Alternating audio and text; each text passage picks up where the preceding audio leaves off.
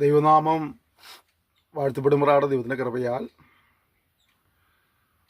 ന്യായാധിപന്മാരുടെ പുസ്തകം എന്ന വിഷയത്തിൻ്റെ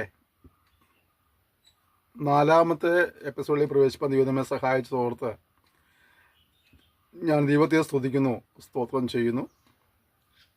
ലോകത്തിലെ വിവിധ ഭാഗങ്ങളിൽ ഇരുന്നുകൊണ്ട് ഈ സന്ദേശം കേൾക്കുന്ന എല്ലാ പ്രിയപ്പെട്ടവർക്കും കർത്താവായ യേശുക്രിസ്തുവിന്റെ നാമത്തിൽ സ്നേഹവന്ദനങ്ങളെ അറിയിക്കുകയാണ്.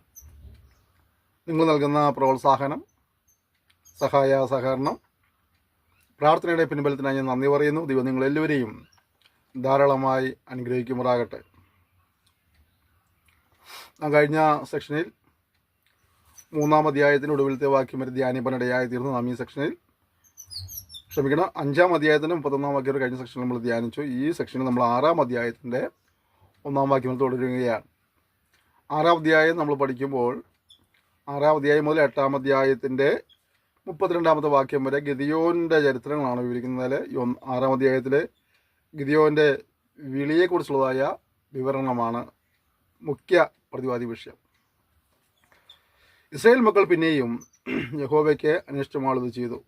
യഹോവ അവരെ 7 സംവത്സരം മിദ്യാന് കയ്യിലേൽപ്പിച്ചു. മിദ്യാൻ ഇസ്രായേലിന്മേൽ ആധിക്യം പ്രാപിച്ചു. ഇസ്രായേൽ മക്കൾ മിദ്യാനുടെ നിമിത്തം പർവ്വതങ്ങളിലെ ഗഹുരങ്ങളിലും ഗുഹകളും ദുർഗങ്ങളും ശരണമാക്കി. ഇസ്രായേൽ വിതച്ചിരിക്കുമ്പോൾ മിദ്യാന്യരും അമാലേക്കരും കിഴക്കുദേശക്കാരും അവരുടെ നേരെ വരും. അവർ അവർക്ക് വിരോധമായി പാളയമിറങ്ങി ഗസ വരെ നാട്ടിലെ വിള നശിപ്പിക്കുകയും ഇസ്രായേലിന് ആഹാരമോ ആടോ മാടോ കഴുതിയോ ഒന്നും ശേഷിപ്പിക്കുകയില്ല. അവർ തങ്ങളുടെ കന്നുകാലികളും കൂടാരങ്ങളുമായി പുറപ്പെട്ട് വെട്ടുകിളി പോലെ കൂട്ടമായി വരും. അവരും അവരുടെ ഒട്ടകങ്ങളും അസംഖ്യമായിരുന്നു. അവർ ദേശത്ത് കടന്നു നാശം ചെയ്യും. ഇങ്ങനെ മിദ്യാന്യരാൽ ഇസ്രായേൽ ഏറ്റവും ക്ഷയിച്ചു. ഇസ്രായേൽ മക്കൾ കൂടുതൽ വിളിച്ചു. ആ 6 വാക്യമുള്ള ആ ഒരു ചെറിയ പാരഗ്രാഫിലെ 1-ാം അധ്യായം കാണുന്നത് ഇസ്രായേൽ മക്കൾ പിന്നെ 1-ാം വാക്യം ഇങ്ങനെയാണ്: ഇസ്രായേൽ മക്കൾ പിന്നെ യഹോവയ്ക്ക് അനിഷ്ടമാളി ചെയ്തു. നമ്മൾ ന്യായാധിപന്മാരുടെ പുസ്തകം പഠിക്കുമ്പോൾ ആവർത്തിച്ച് കാണുന്നതായ ഒരു പ്രതിഭാസമാണത്. 6-ാം വാക്യം വരുമ്പോൾ ഇസ്രായേൽ മക്കളെ യഹോവയോട് നിലവിളിച്ചു. ഇതും ഈ പുസ്തകത്തിൽ നമ്മൾ തുടർമാനമായി ആവർത്തിച്ച് കാണുന്ന ഒരു സംഗതിയാണ്. ഇവരുടെ വീഴ്ചകൾ പലപ്പോഴും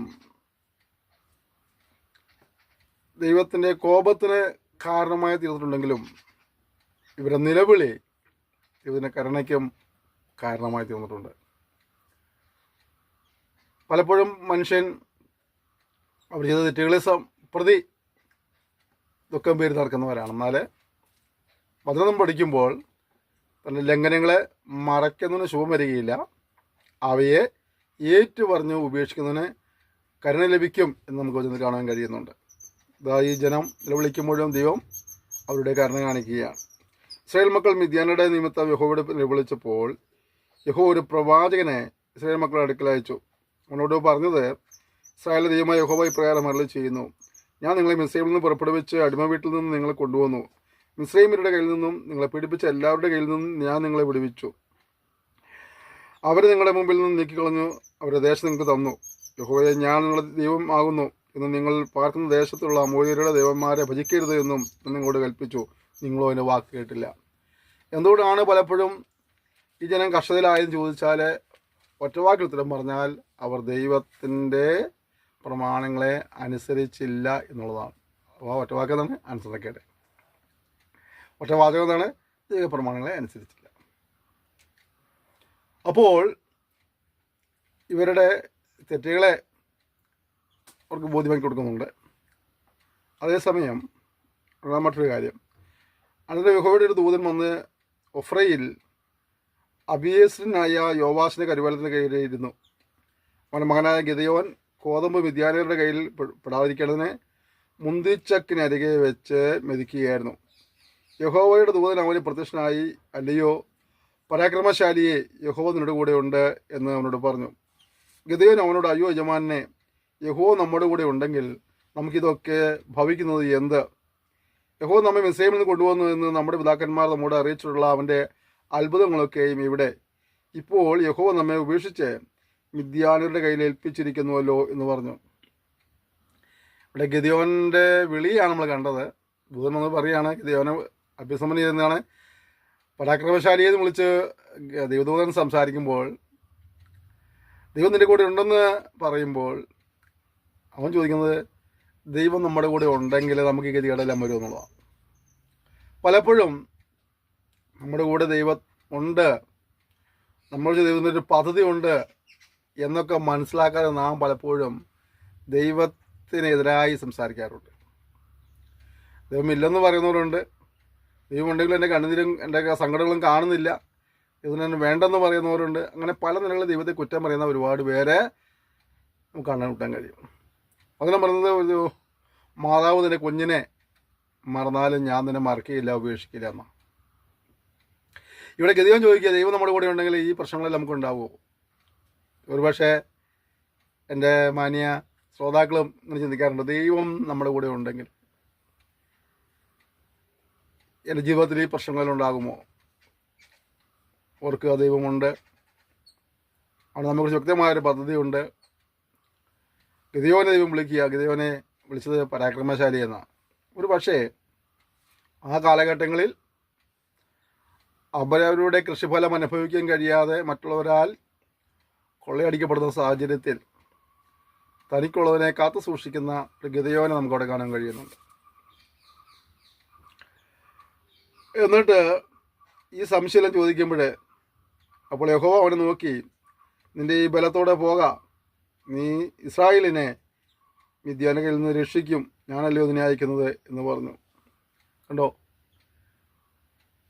തനിക്കുള്ള വസ്തുക്കളെ സൂക്ഷിച്ചുകൊണ്ട് അവ നഷ്ടപ്പെട്ടു പോകാതിരിക്കാനായി പരിശ്രമിക്കുന്നവനെ വിളിച്ച് പറയുക, പരാക്രമശാലിയെ, ദൈവം നിന്നോട് കൂടെയുണ്ട്, നീ മുഖാന്തരം മിദ്യാന്യർ പരാജയപ്പെടുകയും ഇസ്രായേൽ വിടുതൽ അനുഭവിക്കുകയും ചെയ്യും. പലപ്പോഴും നമ്മളൊക്കെ ഇങ്ങനെ തന്നെയാണ് അല്ലേ? പരാതി പറഞ്ഞ് നമ്മൾ ഇരിക്കുക, പക്ഷെ അതിൻ്റെ നടുവിലും അവൻ്റെ സ്നേഹം നമ്മെ തേടി വരുന്നു, നമ്മെക്കുറിച്ചുള്ള പദ്ധതി അവനെ അറിയിക്കുന്നു, അത് നമ്മെ മുന്നോട്ട് പോകാനുള്ള പ്രചോദനം നൽകുന്നു. പ്രിയപ്പെട്ടവരെ, ചുറ്റുപാടിൽ ഒരുപാട് പേരുണ്ടായിരിക്കാം. നമുക്ക് മിടുക്കന്മാരെന്ന് പറഞ്ഞവരുണ്ടാകാം, ധനവാന്മാരുണ്ടാകാം, വിദ്യാസമ്പന്നരുണ്ടാകാം. പക്ഷെ അവരെ ആരിലും കാണാത്ത ചില ഗുണവിശേഷങ്ങൾ നിന്നിൽ കണ്ടുകൊണ്ട് ദൈവം നിന്നെ ഒരു കാര്യത്തിന് വിളിച്ച് വേർതിരിക്കുകയും ഒരു ദൗത്യം ഏൽപ്പിക്കുകയും ചെയ്യുമ്പോൾ പുറകോട്ട് പോകരുത്. സാഹചര്യങ്ങളെല്ലാം പ്രതികൂലമാണെങ്കിലും വിളിച്ചോൻ വിശ്വസ്തനാണെന്നുള്ള ചിന്തയോടുകൂടി ഈ ദൗത്യം ദൈവം നിന്റെ പക്കൽ ഏൽപ്പിച്ചുള്ളതായ ബോധ്യത്തോടുകൂടി മുന്നോട്ട് പോകാനായിട്ട് ഇതിന് സഹായിക്കുമാറാകട്ടെ. ഗിദെയോൻ ആരും അറിയാതെ തനിക്കുള്ള കൃഷിഫലങ്ങൾ നഷ്ടപ്പെട്ടു പോകാതിരിക്കാനായി സൂക്ഷിക്കുമ്പോൾ ഒരു സമൂഹത്തിൻ്റെ വിടുതലിനായിട്ട് ദൈവം അവനെ തിരഞ്ഞെടുക്കുകയാണ്. ഈ ദിവസങ്ങളിൽ നിങ്ങളെ കർത്താവ് കാണുന്നത് ഒരു സമൂഹത്തെ ഉദ്ധരിപ്പാൻ നിത്യാഗ്നിയിലേക്ക് പോകുന്ന ഒരുപാട് പേരെ ദൈവകൃപയുടെ സുവിശേഷം പറഞ്ഞുകൊണ്ട് ദൈവത്തിലേക്ക് അവരെ ആനയിക്കുവാൻ, നിത്യജീവനെ അവരെ ഉടമകളാക്കുവാൻ, പാപക്ഷമയ്ക്ക് അവരെ പാത്രങ്ങളാക്കുവാനായിട്ട് ഈ തലമുറ ദൈവത്തിനെ ഉപയോഗിക്കാൻ ആഗ്രഹിക്കുന്നു. അതുകൊണ്ട് അവൻ്റെ വിളിയെ ശിരസാവഹിച്ചുകൊണ്ട് അനുസരണത്തോടെ സ്വർഗീയ ദർശനത്തിന് അനുസരണക്കേട് കാണിക്കാതെ മുന്നോട്ട് പോകുവാനായി അത് സഹായിക്കുമാറാകട്ടെ. ഇവിടെ ദൈവം ഇവനെ പരാക്രമശാലിയെന്ന് വിളിക്കുന്നു, ഈ ബലത്തോടെ പോകാമെന്ന് പറയുന്നു, ഞാൻ നിന്നെ അയക്കുന്നു എന്ന് പറയുമ്പോഴൊക്കെ അവൻ പറയുക, അയ്യോ കർത്താവെ, ഞാൻ ഇസ്രായേലിനെ എങ്ങനെ രക്ഷിക്കും? മനശ്ശയിലെ എൻ്റെ കുലം എളിയതും എൻ്റെ കുടുംബത്തിൽ വെച്ച് ഞാൻ ചെറിയവനുമല്ലോ എന്ന് പറഞ്ഞു. ഇപ്പോൾ പുള്ളി ദൈവം കൊണ്ടുള്ള കാര്യം മറന്നുപോയി, ദൈവമാണ് അയക്കുന്ന കാര്യം മറന്നുപോയി. അദ്ദേഹം പറഞ്ഞത്, ഞാൻ ഏതുമില്ലാത്തവനാ, ഏതുമില്ലാത്ത ഞാൻ എങ്ങനെയാണ് ഈ ജനത്തെ വിടുവിക്കുന്നത്? പ്രിയപ്പെട്ടവരെ, ദൈവം കൂടെ ഉണ്ടെങ്കിൽ നമ്മുടെ കർത്താവ് ഏത് കാര്യവും ചെയ്യത്തക്ക രീതിയിൽ നമ്മൾ ശക്തനാക്കുന്നുള്ള കാര്യം നാം മറന്നു പോകരുത്. ഞാൻ നേരത്തെ സൂചിപ്പിച്ചതുപോലെ നമ്മുടെ കഴിവുകൾക്ക് അപ്പുറമായിട്ട് നമ്മുടെ ബുദ്ധിക്കും യുക്തിക്കും അപ്പുറമായിട്ട്, ശക്തിക്ക് അപ്പുറമായിട്ട് ദൈവം നമ്മുടെ കൂടെ ഉണ്ടെങ്കിൽ നമ്മുടെ തലമുറയിലും കർത്താവ് വലിയ കാര്യം ചെയ്യുക ഇടയായിത്തീരും. അതുകൊണ്ട് അവൻ്റെ വിളി കേട്ട് അവൻ്റെ അടുക്കിലേക്ക് തന്റെ ജീവിതത്തെ സമർപ്പിക്കുക എന്നുള്ളതാണ് നമ്മുടെ ഉത്തരവാദിത്വം. അവരുടെ മറുപടി ഇതാണ്: യഹോവ അവനോട്, ഞാൻ നിന്നോട് കൂടി ഇരിക്കും, നീ മിദ്യാനരുടെ ഒറ്റ മനുഷ്യനെ പോലെ തോൽപ്പിച്ചു. അവനെ നിനക്ക് എന്നോട് കൃപയുണ്ടെങ്കിൽ എന്നോട് സംസാരം നീ തന്നെ എന്നതിന് ഒരു അടയാളം കാണിച്ചു തരണമേ. ഇത്രയെല്ലാം കേട്ടിട്ടും പുള്ളിക്കൊരു സംശയം, ഇത് ദൈവം തന്നെയാണോ? ചിലപ്പോൾ നമുക്ക് സംശയം ഉണ്ടാവില്ലേ? അതൊന്നുകൂടെ ഒന്ന് ക്ലാരിഫൈ ചെയ്യാനായിട്ട് നമ്മൾ പലപ്പോഴും ശ്രമിക്കാറുണ്ട്. ഇതാ ഗിദെയോനും പറയാ, നീയാണ് എന്നോട് സംസാരിക്കുന്നതെങ്കിൽ എനിക്കൊന്നുകൂടെ ഒന്ന് ഉറപ്പാക്കാനായിട്ട്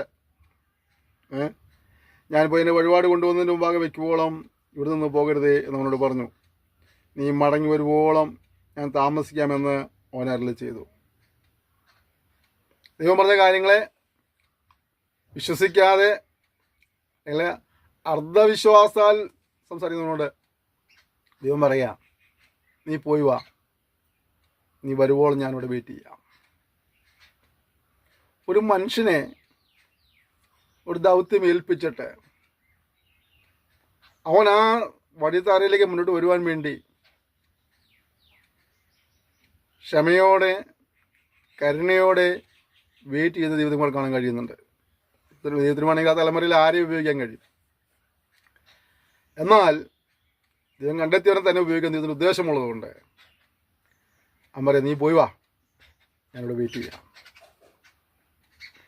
നിന്നെക്കുറിച്ച് ദൈവത്തിനൊരു പദ്ധതി ഉണ്ടെങ്കിൽ നീ എന്തെല്ലാം മുടന്തൻ ന്യായം പറഞ്ഞാലും ഒഴിവുകഴിവുകൾ പറഞ്ഞാലും ദൈവം നിന്നെ ആ പ്രവൃത്തിപഥത്തിൽ കൊണ്ടുവരെയും ക്ഷമയോടെ കാത്തിരിക്കുന്നവനാണ് നേരം മറന്നു പോയത്. കാരണം നിനക്ക് പകരക്കാരനില്ല എന്നുള്ളതുകൊണ്ട് നിങ്ങളുടെ ആ ദൗത്യം ചെയ്തെടുക്കുവാനായിട്ട് ദൈവം ആഗ്രഹിക്കുന്നു. അവൻ അതിനു വേണ്ടി പരിശ്രമിക്കുന്നു. ഇവിടെ അങ്ങനെ ഗതികോൻ ചെന്ന് ഒരു കൊലാട്ടിൻകുറ്റിയെയും ഒരു പറമാവുകൊണ്ട് വെളുപ്പില്ലാത്ത വടകളെയും ഒരുക്കി മാംസം ഒരു കുട്ടയിൽ വെച്ചു ചാറ് കിണ്ണത്തിൽ പകർന്ന് കരിവെള്ളത്തിൻ്റെ കീഴെ കൊണ്ടുവന്നു അവൻ്റെ മുമ്പിൽ വെച്ചു. അപ്പോൾ ദൈവത്തിൻ്റെ ദൂതൻ അവനോട് മാംസവും വെളുപ്പില്ലാത്ത വടകളും എടുത്ത് ഈ പാറമേൽ വെച്ച് ചാറ് അതിന്മേൽ ഒഴിക്കുകയെന്ന് കൽപ്പിച്ചു. അവൻ അങ്ങനെ ചെയ്തു. യഹോവയുടെ ദൂതൻ കയ്യിലുള്ള വടികൊണ്ട് അറ്റം കൊണ്ട് മാംസവും പുളിപ്പില്ലാത്ത വടയും തൊട്ടു. ഉടനെ പാറയിൽ നിന്ന് തീ പുറപ്പെട്ട് മാംസവും പുളിപ്പില്ലാത്ത വടയും ദഹിപ്പിച്ചു. യഹോവയുടെ ദൂതൻ അവൻ്റെ കണ്ണിനെ മറഞ്ഞു. അവൻ യഹോവയുടെ ദൂതൻ എന്ന് ഗിദെയോൻ കണ്ടപ്പോൾ, അയ്യോ ദൈവമായ യഹോവയെ, ഞാൻ യഹോവയുടെ ദൂതനെ അഭിമുഖമായി കണ്ടുപോയല്ലോ എന്ന് പറഞ്ഞു. യഹോവനോട്, നിനക്ക് സമാധാനം, ഭയപ്പെടേണ്ട, നീ മരിക്കില്ല എന്ന് അരുളി ചെയ്തു. ഗിദെയോൻ അവിടെ യഹോവയ്ക്ക് ഒരു യാഗപീഠം പണിത് അതിന് യഹോവ ശാലേം എന്ന് പേരിട്ടു. അത് ഇന്നുവരെയും അബ്രേസർക്കുള്ള ഒഫ്രയിൽ ഉണ്ട്. ഇതവൻ ദൈവത്തിൻ്റെ ഒരു അത്ഭുതം കാണുകയാണ്. അതുവരെ ഒരു തലമുറയിൽ ആർക്കും കാണാൻ കഴിയാത്തൊരു കാര്യം അവൻ കണ്ടു. അന്ന് രാത്രി യഹോവ അവനോട് കൽപ്പിച്ചത്, നിന്റെ അപ്പൻ്റെ ഇളയ കാളയായ 7 വയസ്സുള്ള രണ്ടാമത്തെ കാളയെ കൊണ്ടുചെന്ന് നിന്റെ അപ്പനുള്ള ബാല്യൻ ബലിപീഠം ഇടിച്ച് അതിനരികെയുള്ള അശേരാ പ്രതിഷ്ഠയെ വെട്ടിക്കളക. ഈ ദുർഗത്തിൻ്റെ മുകളിൽ നിന്റെ ദൈവമായ യഹോവയ്ക്ക് നിയമപ്രകാരം ഒരു യാഗപീഠം പണിത് ആ രണ്ടാമത്തെ കാളയെ എടുത്ത് നീ വെട്ടിക്കളയുന്ന അശേരാ പ്രതിഷ്ഠയുടെ വിറകുകൊണ്ട് ഹോമയാഗം കഴിക്കുക. ഇവിടെ കർത്താവ് സംസാരിക്കുമ്പോഴേ അവൻ്റെ വീട്ടിലെ ആളുകളെക്കുറിച്ച് മാത്രമല്ല, അവൻ്റെ വീട്ടിലെ കന്നുകാലികളെക്കുറിച്ച് മാത്രമല്ല, അതായത് രണ്ടാമത്തെ കാളക്കുട്ടിക്ക് എത്ര വയസ്സുണ്ടെന്ന് വരെ അത്രമാത്രം വ്യക്തമായിട്ട് നമ്മൾ അറിയുന്നുള്ളതാണ്. നമ്മൾ പലപ്പോഴും ദൈവൻ്റെ കണ്ണുനീര് കാണുന്നില്ല, എൻ്റെ പ്രാർത്ഥന കേൾക്കുന്നില്ല, ദൈവൻ്റെ സങ്കടം അറിയുന്നില്ല, നമ്മളങ്ങനെ ഒരുപാട് കാര്യങ്ങൾ പറയാറുണ്ട്. നിന്നെയും നിൻ്റെ പ്രശ്നങ്ങളെയും നിനക്കുള്ളവരെയും നിനക്കുള്ളതിനെയൊക്കെ ദൈവം വ്യക്തമായിട്ട് അറിയുന്നുണ്ട്. അവയെ ദൈവം സംരക്ഷിക്കുന്നു, പരിപാലിക്കുന്നു. അവനെ ദൈവം നിന്നെ മനസ്സിലാക്കിയിട്ട് തന്നെയാണ് ചില കാര്യങ്ങൾ ഏൽപ്പിക്കുന്നത്. അറിയാത്തതുകൊണ്ട് ചിലർ പറയില്ലേ, ഇവനെയാണോ ദൈവം വിളിച്ചത്? ചില നിങ്ങൾ ചോദിക്കാറുണ്ട് ഇല്ലേ? അപ്പം നമ്മൾ നോക്കുമ്പോൾ ആ പറഞ്ഞ വ്യക്തിക്ക് വലിയ പോസിറ്റീവായിട്ടുള്ള കാര്യങ്ങളൊന്നും കാണുന്നില്ല. അതുകൊണ്ട് നമ്മൾ ചോദിക്കുന്നത് ഇവനെയാണോ ദൈവം വിളിച്ചത്? ഓർക്കേണ്ട കാര്യം, ദൈവം അവനെ അറിഞ്ഞിട്ട് തന്നെ വിളിച്ചത്. മനുഷ്യൻ കാണാത്ത ഗുണങ്ങൾ ഒരുപക്ഷെ ദൈവം അവന് കണ്ടിട്ടുണ്ടായിരിക്കാം അല്ലേ? ദാവീദിനേക്കാൾ പൊക്കവും മണ്ണൊക്കെ ഉള്ള ആളുകൾ രാജാവായിട്ട് കഴിയാൻ ശക്തിയുള്ളവരൊക്കെ അവൻ്റെ കുടുംബത്തിൽ വേറെ ഉണ്ടായിരുന്നല്ലോ. അതുകൊണ്ട് അങ്ങനെ മുഖമോ പൊക്കോ നോക്കിയെടുക്കുക ചിലപ്പോൾ അവളെ സെലക്ട് ചെയ്തുള്ളൂ വെച്ചിട്ടുണ്ടല്ലേ ശമൂലിനോട് പറഞ്ഞു, ശമൂൽ നീ അവൻ്റെ മുഖം പൊക്കും നോക്കരുത് പറയാൻ കാരണം അതാ. കാരണം നീ നോക്കുന്ന പോലെയല്ല ഞാൻ നോക്കുന്നത്. ദൈവവചനം പറയുന്നില്ലേ, നിങ്ങളുടെ ചിന്തകളല്ല എൻ്റെ ചിന്തകൾ, നിങ്ങളുടെ വഴികളല്ല എൻ്റെ വഴികൾ. അപ്പോൾ ഇവനെയാണോ ദൈവം കണ്ടതെന്ന് ചോദിച്ചാൽ നിശ്ചയമായ ദൈവം അവനെയാണ് കണ്ടത്. എന്നിട്ട് ഇവിടെ ഈ കാര്യങ്ങളെല്ലാം പറഞ്ഞു. ഗിദെയോൻ തന്നെ വേലക്കാരിൽ 10 പേരെ കൂട്ടി യഹോവയോട് കൽപ്പിച്ചതുപോലെ ചെയ്തു. എന്നാൽ അവൻ തന്നെ കുടുംബക്കാരെയും പട്ടണക്കാരെയും പേടിച്ചിട്ട് പകൽ സമയത്ത് ചെയ്യാതെ രാത്രിയിൽ ചെയ്തു. പട്ടണക്കാർ രാവിലെ എഴുന്നേറ്റപ്പോൾ ബാലിൻ്റെ ബലിപീഠം ഇടിഞ്ഞു കിടക്കുന്നത് കണ്ടു. അതിനരികിൽ അശേര പ്രതിഷ്ഠയും വെട്ടിക്കളഞ്ഞിരിക്കുന്നതും പണിതിരിക്കുന്ന യാഗപീഠത്തിലും ആ രണ്ടാമത്തെ കാളയെ യാഗം കഴിച്ചിരിക്കുന്നതും കണ്ടു.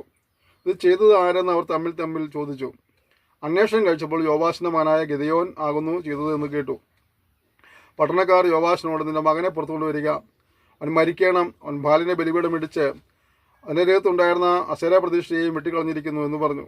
യോവാശിന് ചുറ്റും നിൽക്കുന്ന എല്ലാവരോടും പറഞ്ഞത്, ബാലിന് വേണ്ടി നിങ്ങളോ വ്യവഹരിക്കുന്നത്, നിങ്ങളോ അവനെ രക്ഷിക്കുന്നത്?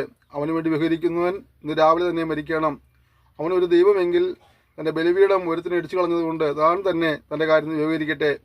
ഇവൻ അവൻ്റെ ബലിപീഠം ഇടിച്ചു കളഞ്ഞതിനാൽ ബാൽ അവനെ തന്നെ വ്യവഹരിക്കട്ടെ എന്ന് പറഞ്ഞു. അവന് അന്ന് യെരുബാൽ എന്ന് പേരിട്ടു. അനന്തരം മിദ്യാന്യരും അമലേക്യരും കിഴക്കുദേശക്കാരെല്ലാവരും ഒരുമിച്ച് കൂടി ഇക്കരെ കടന്ന് ഇസ്രയേൽ താഴ്വരയിൽ പാളയമിറങ്ങി. അപ്പോൾ യഹോവയുടെ ആത്മാവ് ഗിദെയോന്റെ മേൽ വന്നു. കാഹളം മോദി അബിയേസ്രയെ തൻ്റെ അടുക്കൽ വിളിച്ചു കൂട്ടി. മനസ്സിലെ എല്ലായിടവും ദൂതന്മാരെ അയച്ച് അവരെയും തൻ്റെ അടുക്കൽ വിളിച്ചു കൂട്ടി. അശേരിൻ്റെയും സെബുലിൻ്റെയും നപ്താലിയുടെയും അടുക്കലും ദൂതന്മാരെ അയച്ചു. അവരും പുറപ്പെട്ടു വന്നു, അവരോട് ചേർന്നു. അപ്പോൾ ഗിദെയോൻ ദൈവത്തോട് നീ അരുളി ചെയ്തതുപോലെ ഇസ്രായേലിൻ്റെ കൈയാൽ രക്ഷിക്കുമെങ്കിൽ ഇതാ ഞാൻ രോമമുള്ള ഒരു ആട്ടിൻതോൽ കളത്തിൽ നിവർത്തിയിടുന്നു. മഞ്ഞ് തോലിന്മേൽ മാത്രം ഇരിക്കുകയും നിലമൊക്കെയും ഉണങ്ങിയിരിക്കുകയും ചെയ്താൽ നീ അരുളി ചെയ്തതുപോലെ ഇസ്രായേലിനെ എൻ്റെ കൈയാൽ രക്ഷിക്കുമെന്ന് ഞാൻ അറിയുന്നു എന്ന് പറഞ്ഞു. അങ്ങനെ തന്നെ സംഭവിച്ചു. പിറ്റേന്ന് അധികാലത്ത് എഴുന്നേറ്റ് തോൽ പിഴിഞ്ഞു മഞ്ഞുവെള്ളം ഒരു കിണ്ടി നിറച്ചെടുത്തു. ഗിദെയോൻ പിന്നെയും ദൈവത്തോട്, നിന്റെ കോപം എൻ്റെ നേരെ ജ്വലിക്കരുതേ, ഞാൻ ഒരിക്കലും കൂടെ സംസാരിച്ചു കൊള്ളട്ടെ, തോൽ കൊണ്ടൊരു പരീക്ഷ കൂടെ കഴിച്ചു കൊള്ളട്ടെ. തോൽ മാത്രം ഉണങ്ങിയും നിലമൊക്കെയും മഞ്ഞുകൊണ്ട് തെരഞ്ഞു ഇരിക്കാൻ ഇറങ്ങണമേ എന്ന് പറഞ്ഞു. അന്ന് രാത്രി ദൈവം അങ്ങനെ തന്നെ ചെയ്തു. തോൽ മാത്രം ഉണങ്ങിയും നിലമൊക്കെയും മഞ്ഞുകൊണ്ട് നനഞ്ഞു വരുന്നു. കണ്ടോ, ഒരു മനുഷ്യൻ പറയുന്ന കാര്യങ്ങളെ അവനെ ഉറപ്പിക്കാൻ വേണ്ടി ദൈവം ചെയ്യുന്ന പ്രവൃത്തി നമ്മൾ കണ്ടത്. ഒരിക്കൽ പറഞ്ഞു, എന്താണ് ഈ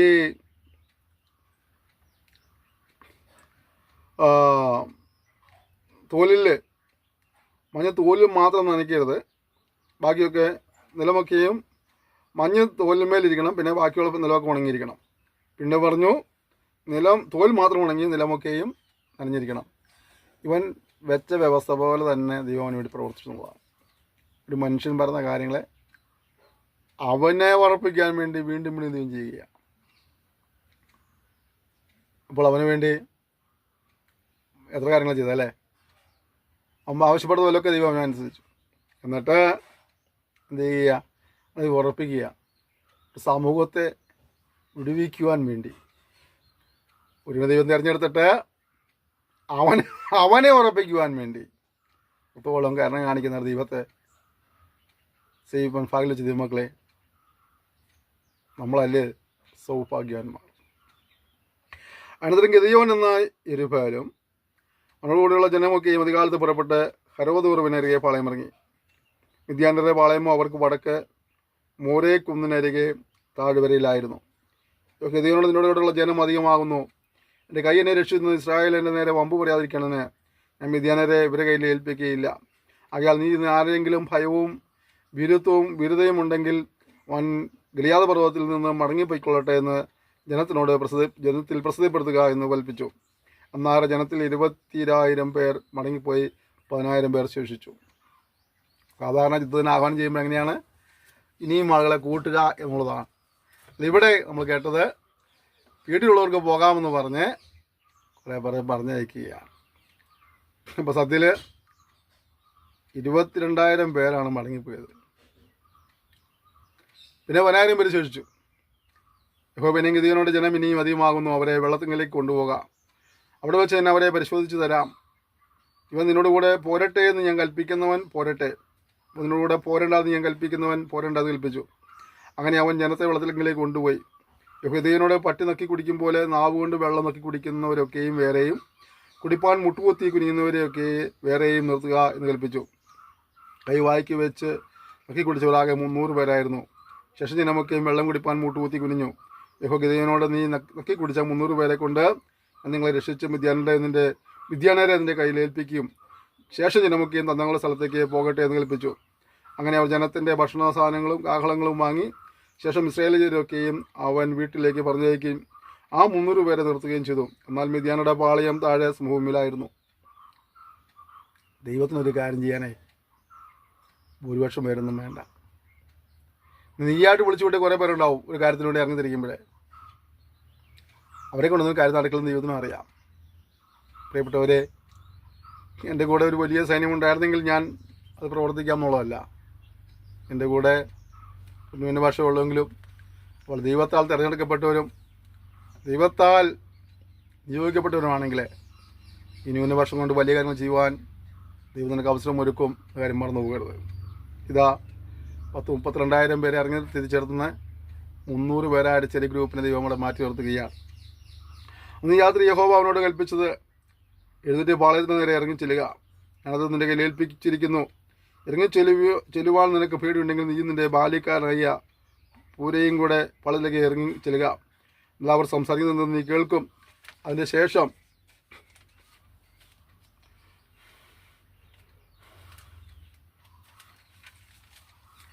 പാളയത്തിന് നേരെ ഇറങ്ങി ചെല്ലുവാൻ നിനക്ക് ധൈര്യം വരും. അങ്ങനെ അവനും അവൻ്റെ ബാല്യക്കാരനായ പൂരയും പാളയത്തിൽ ആയുധപാണികളുടെ സമീപത്തോളം ഇറങ്ങിച്ചെന്നു.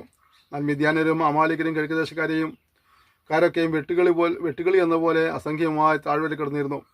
അവരുടെ ഒട്ടകങ്ങളും കടൽക്കരയിലെ മണൽ പോലെ അസംഖ്യമായിരുന്നു. ഗിദെയോൻ ചെല്ലുമ്പോൾ ഒരുത്തൻ മറ്റൊരുത്തനോട് ഒരു സ്വപ്നം വിവരിക്കുകയായിരുന്നു. ഞാനൊരു സ്വപ്നം കണ്ടു. ഒരു യവയൊപ്പം മിദ്യാനയുടെ പാളത്തിലേക്ക് ഉരുണ്ടു വന്നു കൂടാരം വരെ എത്തി. അതിനെ തള്ളി മറിച്ചിട്ടിട്ട് അങ്ങനെ കൂടാരം വീണു കിടക്കുന്നു എന്ന് പറഞ്ഞു. അതിൻ്റെ മറ്റവൻ, ഇത് യോവാശിൻ്റെ മകനായ ഗിദെയോൻ എന്ന ഇസ്രായേലിൻ്റെ വാളല്ലാതെ മറ്റൊന്നുമല്ല.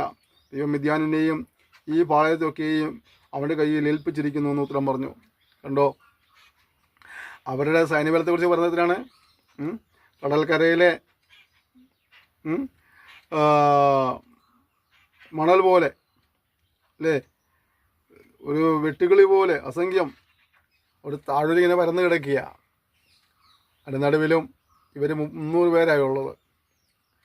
300 പേര് ചെറിയ സൈന്യമായിട്ട് ഗിദെയോൻ നിൽക്കുമ്പോൾ ഇതിനെ ഉറപ്പിക്കണം. ദൈവം പറയാം, നീ എന്ന് ചെല്ല അവരുടെ പാളയത്തിലേക്ക്. എന്നിട്ട് അവരെന്താ പറയുന്നത് നോക്ക്. അസംഖ്യം എണ്ണിക്കൂടാൻ കഴിയാത്ത വലിയ സൈന്യബലത്തോടെ നിൽക്കുന്ന അവർ പറയുന്നത്, ഇതാ നമ്മളെ ആരെ കയ്യാൽ ദൈവം ഏൽപ്പിക്ക് കൊടുക്കാൻ പോവാണ്. യോവാശിൻ്റെ മകനായ ഗിദെയോൻ്റെ കയ്യാൽ നമ്മൾ പരാജയം നേടാൻ പോവുകയാണ്. പ്രിയപ്പെട്ടവരെ, മറുവശത്തെ എത്ര പേരുണ്ടോയെന്നുള്ളത് വിഷയമല്ല. ദൈവമാണ് അയക്കുന്നതെങ്കിൽ ഏത് വലിയ ശുശ്രൂഷ ഇതിനോട് ദൈവം ചെയ്തൊരു കണ്ടയായിത്തീരും. എൻ്റെ മുന്നിലെ പ്രതിബന്ധങ്ങൾ നീ പേടിച്ച് നിരാശപ്പെട്ടു പോകേണ്ട ആവശ്യമില്ല. ദൈവമാണ് അയക്കുന്നതെങ്കിൽ വിജയം നൽകാനുള്ള കാര്യം മറന്നു പോകരുത്. ഗിദെയോൻ സ്വപ്നവും പൊരുളും കേട്ടപ്പോൾ നമസ്കരിച്ചു.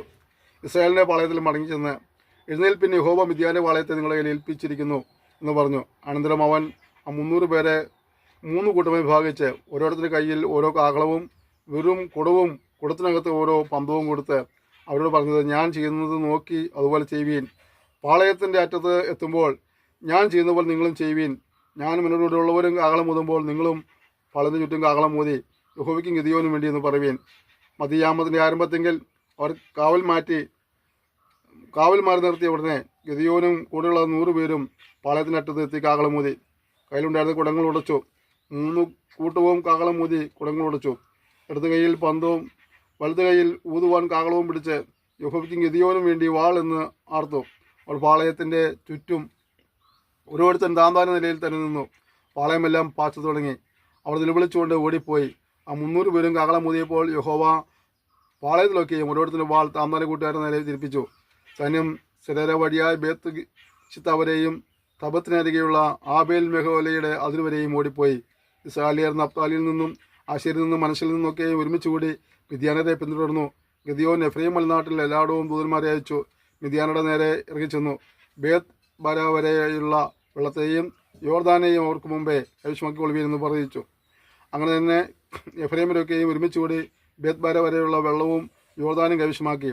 ഓരേബ് സേബ് എന്ന 2 മിദ്യാന പ്രഭുക്കന്മാരെ അവർ പിടിച്ചു. ഓരേബിനെ ഓരേബ് പാറയമേലും സേബിനെ സേബ് മുന്തിരിച്ചക്കിനരികെയും വെച്ച് കൊന്നിട്ട് മിദ്യാനരെ പിന്തുടർന്നു. ഒരേബിനെയും സേബിൻ്റെയും തല യോർദാനക്കരെ ഗിദെയോന്റെ അടുക്കൽ കൊണ്ടുവന്നു. ശ്രദ്ധിച്ചേ, 300 പേരയച്ചു. വലിയ സമൂഹത്തിനിടയിൽ ഭയങ്കര ഇവരുള്ള ആയുധങ്ങൾ എന്തൊക്കെയായിരുന്നു? കുടം, പന്തം, അല്ലേ? പ്രിയപ്പെട്ടവരെ, ദൈവം നമ്മൾ ഉപയോഗിക്കുമ്പോൾ മറ്റുള്ളവർക്ക് പോലെ വലിയ വലിയ സംഗതികളൊന്നും ഇല്ലെങ്കിലും ദൈവം നമ്മൾ ഉപയോഗിക്കുമ്പോൾ വിജയം നമ്മുടേതായിരിക്കും. അതുകൊണ്ട് എനിക്ക് അവരെ പോലെ അതില്ല നമ്മളൊന്നും നിരാശപ്പെടാതെ ദൈവം ഏൽപ്പിക്കുന്ന ദൗത്യം ചെയ്യുവാനായിട്ട് ഇറങ്ങിത്തിരിക്കാമെങ്കിൽ ബാക്കി കാര്യങ്ങളെ ദൈവം വിജയപ്രദമായിട്ട് ഇടവരും. അതുകൊണ്ട് സാഹചര്യങ്ങളിൽ നോക്കി പദം പറഞ്ഞിരിക്കാതെ ദൈവശബ്ദം ചെവി കൊടുത്ത് ഗതിയോനെപ്പോലെ ഇറങ്ങിത്തിരിക്കുവാനായിട്ട് നിങ്ങൾക്ക് മനസ്സുണ്ടെങ്കിൽ സമർപ്പിക്കുന്നെങ്കിൽ ഒരു വലിയ വിജയം നീമുഖാന്തരേറെ വിടുതൽ കാണുന്ന ഇടയായിത്തീരും. സമർപ്പിക്കാം, ഒരുമിച്ച് പ്രാർത്ഥിക്കുക. സ്വർഗീയ പിതാവേ തന്ന സെക്ഷനായ സ്തോത്രം ചെയ്യുന്നു. നമ്മൾ സംസാരിപ്പാൻ ഇടയായിത്തീർന്നല്ലോ. തലമുറയിൽ ഞങ്ങളത് ഉപയോഗിക്കുന്ന വലിയ കൃപയ്ക്കായി സ്തോത്രം ചെയ്യുന്നു. കർത്താവേ, ഞങ്ങളും ഇവരെ ഏറ്റെടുത്തുകൊണ്ട് ദർശന പ്രകാരം മുന്നോട്ട് പോയി അനേകരെ നേടുവാൻ കർത്താവ് ഞങ്ങളെ സഹായിക്കുമാറാകണമെന്ന് പ്രാർത്ഥിക്കുന്നു. ഒരുപക്ഷെ ഞങ്ങൾ പെരുപ്പത്തിൽ കുറവുള്ളവരായിരിക്കാം, മറ്റുള്ളവരെ പോലെ ആയുധ ബലമില്ലാത്തവരായിരിക്കാം. എന്നാൽ കർത്താവ് തരുന്ന കൃപയ്ക്കായി നന്ദിയോടെ സ്തോത്രം ചെയ്യുന്നു. ആ കൃപ ഏറ്റെടുത്തുകൊണ്ട്, ശക്തി ഏറ്റെടുത്തുകൊണ്ട് ആ ബലത്തോടെ പോകുവാനുള്ള കൃപ നൽകപ്പെടുമാറാണെന്ന് പ്രാർത്ഥിക്കുന്നു. തന്ന ദർശനത്തെ പൂർത്തീകരിക്കാനായിട്ട് സ്വർഗ്ഗം സഹായിച്ചാട്ടെ. തിരുനാമത്തെ മഹത്വപ്പെടുത്തിയാട്ടെ. യേശുനാമം തന്നെ ആമേൻ. ക്ഷമയോടെ ശ്രമിച്ച് നന്ദി പറയുന്നു. ദൈവം നിങ്ങളെല്ലാവരെയും ധാരാളമായി അനുഗ്രഹിക്കുമാറാകട്ടെ. കർത്താവ് താമസിച്ചാൽ അടുത്ത സെക്ഷനിൽ വീണ്ടും കാണാം. അതുവരെയും കർത്താവ് നമ്മെ സൂക്ഷിപ്പാൻ പരസ്പരം ഓർത്ത് പ്രാർത്ഥിക്കാം. നിങ്ങളുടെ എല്ലാ സഹകരണത്തിനും ഞാൻ നന്ദി പറയുന്നു. Thank you. May God bless you.